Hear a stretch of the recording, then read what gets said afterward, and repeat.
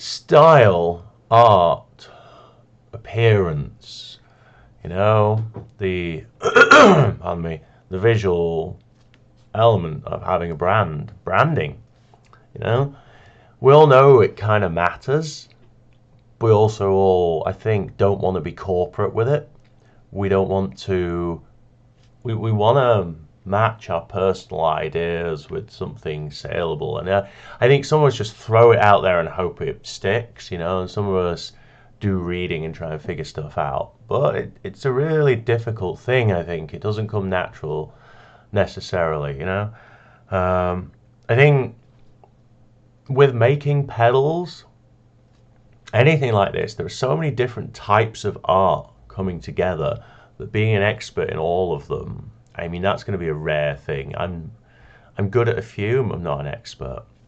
So anyway, yeah, I mean, let's start with the black logo since I'm here. A while ago, Stefan of Pedalex called me out on my gradient color on my logo, saying, it's really hard to read. I was pretty mad about that. I really like the orange and red. I've said this before, but I always listen to what people say. I may not act on it, and it may look like I'm not listening, but I listen, I go away, and I looked at it, and I thought, he's right.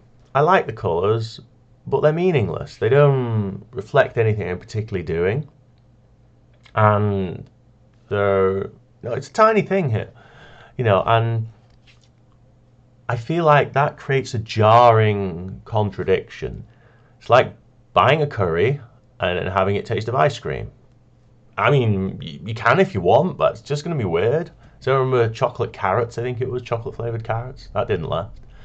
And it's not to say don't do something cool and crazy, but I think it's better when cool and crazy has some underlying meaningfulness that enables you to feel its cool and craziness in a context.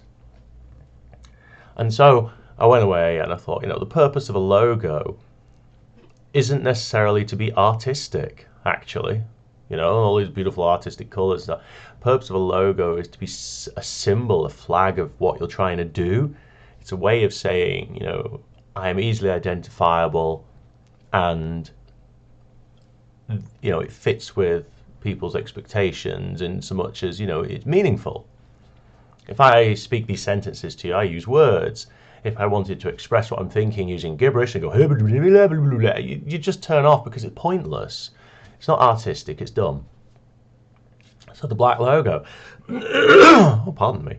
I went down a bit of a hole reading about things like colour theory, and I was like, I get it. I've had a lot of people tell me my black pedals are really cool. They really love the all black pedals. I was a bit like surprised at that.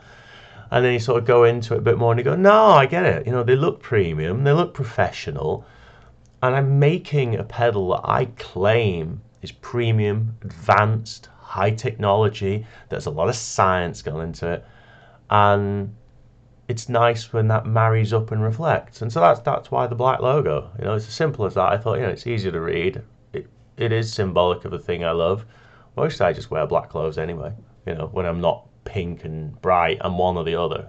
I don't know what you'd call that. Anyway, yeah, so moving on from the logo, pedal style, pedal art. I drew the art for the Grand Classic here, and that was always the plan. And I was really surprised when I got deeply into it as much as I did, because I was proper like, I'll just sketch it up in a week and throw some art on there. And I got into it, and I was like, wow, I'm really enjoying this. I did all these pencil drawings and sketches, and then I moved on to the laptop and I got the pen out, and I was like, wow, I really like this, and I like this block colour style, and I got into it. It was very colourful, but I think that's a really hard thing then to marry that up, and I wish that whole visual style wasn't, important. I do actually kind of wish it was just about the tone. I could throw any art on the front of it. But I think it's like album art. It does matter. It is what we see. People look at that and think, all right, that's what we're looking at. And those graphics reflect what's inside you, what's in your heart. And I think having that there is essential. And it's difficult because I think that, you know, especially with me, this playful style is at odds again with what I've just said about my pedals being very scientific and accurate and precise. You know, I'm not using. I mean, I might use a vintage part or two, but mainly I'll only use them when I think they really add something. I will go for low noise, high quality op amps every time. I'll go for metal film surface mount resistors. These are things that are premium, low noise, modern parts because I'm going for that quality. And then I have this playful, ha ha ha, bright, colourful drawing. So, and I think sometimes you know you do have to reach a point where you just say you have to suck that up. And I've thought about this. Do I want to get rid of the art and make everything look really sharp? Not really. I know the pedals are sharp, but I don't want to. So I think that's going to be a difficult, hard sell as we go forward. You know, and I've got. I'm doing it now as I'm sketching the other pedals and thinking how are they going to go forward. I don't think I've got the Tone Lord, or possibly if I can find it actually while I'm here. File, open, recent. Oh, there it is. There we go. We can zoom in. So that's pretty cool. You know, this was the sort of initial doodle I had for the Tone Lord, and this is just art I've drawn on the computer mostly with a sort of modified bit of a galaxy behind, and I want to put little spaceships all over this, all around it, and I'm going to do it in a little hand-drawn style the same as the other, and it's quite playful for something that's a very clean, pristine boost. And I think hopefully people will just a reasonable amount of connecting together with things and saying, okay, playful art but premium product. You know, it just means I have to work a little harder at that. And I keep doodling about other things. I think I posted this earlier today on the feed, and it's not my art, but I loved it. I think it's some AI generated rubbish. So I just whacked up there as a temporary, and I thought it's a really good general idea. It's a good inspiration. I don't mind AI for inspiration. I'm not a fan of it for final products as much, unless you don't care about your product. I care. I like the idea of and you might get the reference to the song, Paragen. You might not, I thought, you know, because this is the thing I'm sort of working on. This is mostly done. I'm not kickstarting this, I don't think, because I just want it out there. So I'm probably just going to make this. Yeah, okay. Not everything's a Kickstarter. And I like the idea again of drawing that bright art. And does it look premium? I don't know. I don't know if it does. I don't know if it does. But anyway, yeah. Going off sideways like I always do. I think that's interesting, isn't it? You know. So you've got this idea of branding and style and colours, and colours are symbolic. We take them in subconsciously, you know. If we see lots of bright, big, playful, bold colours, we're obviously not going to think that that is a serious tool for serious business. And equally, you know, if someone turns up in a sharp suit and dark colours and shiny shoes, we're going to assume they're not a children's entertainer, you know. They could be, but you're fighting against the grain. I think you've got to pick your fights with art and branding carefully, you know? You've got to decide when is it worth the fight and when is it better to just go with the flow and accept the norms, you know? And again, coming back to it, you know, black logos and purple. I like the purple. I thought the dark purple I've used a little on my banners. It's a very royal colour, isn't it? It's associated with richness and premiumness. So you're like the professional sharps of the black and the clean of the white and the richness of the purple and the gold a little bit. And I thought I like these colours anyway. I'm happy with them. You know, I like these sort of fonts. They are brand representative, and I am happy to go with the flow on this. Doesn't offend me.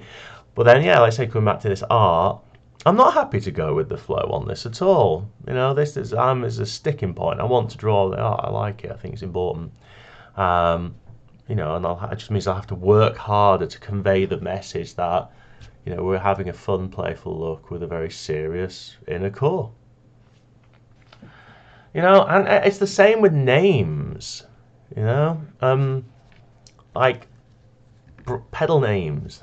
You wouldn't believe how much time I spend thinking about pedal names. I write down hundreds of them. You know, and I think you could, first of all, you know, you can easily piggyback a little bit. I've done that. There's no shame in that. Quad Screamer. It's obviously a piggyback name.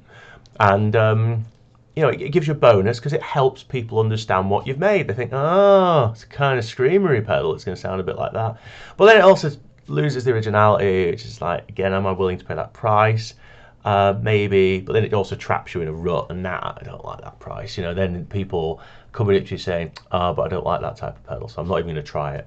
And you're like, oh, right, okay. And I think, you get a few people who say, well, I do like that pedal, I'll try it, but then they generally already own one, or two, or five.